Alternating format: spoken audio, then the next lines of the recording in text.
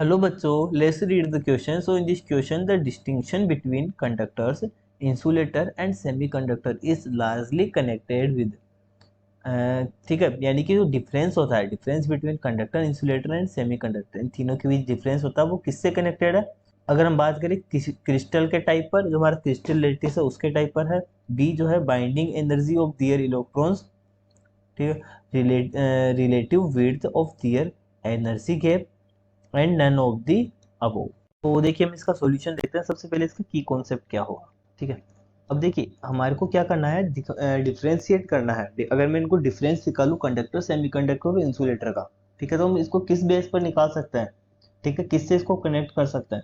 देखिए अब हाँ, इसको हम कनेक्ट करने का देखिए एक तो सिंपल सा मेथड है कि हमारे पास क्या होता है, अगर हम किसी सेमीकंडक्टर की या फिर कंडक्टर की बात करते हैं, तो मान लो एक हमारे पास कंडक्टर बैंड है, कंडक्शन बैंड जिसको हम बोलते हैं कंडक्शन बैंड, ठीक है, ये हमारा कंडक्शन बैंड है, ठीक है। और जो सेकंड है, मान लो ये वैलेंस बैंड है, वैलेंस बैंड, ठीक है।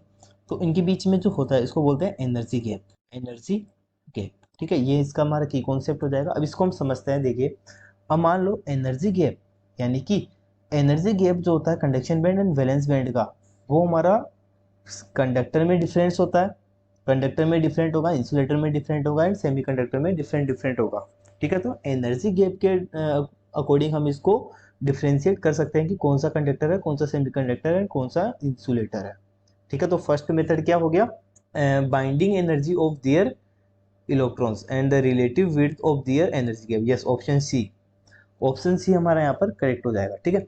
एक और मेथड है जिसको हम इसको डिफरेंशिएट कर सकते हैं। देखिए वो मेथड क्या है, अगर हम देखें यहाँ से, तो सेमीकंडक्टर, कंडक्टर एंड इंसुलेटर, इसको हम दियर एबिलिटी टू कंडक्ट करंट, इसके आधार पर भी हम इसको डिफ्रेंशिएट कर सकते हैं। जैसे कि हम जानते हैं जो कंडक्टर होता है वो अच्छा उसकी एबिलिटी होती है करंट को एक जगह से दूसरे जगह पे फ्लो करने की, वो ज़्यादा होती है। इंसुलेटर की बिल्कुल भी नहीं होती है, सेमीकंडक्टर की कम होती है, ठीक है, इन दोनों के बीच की होती है।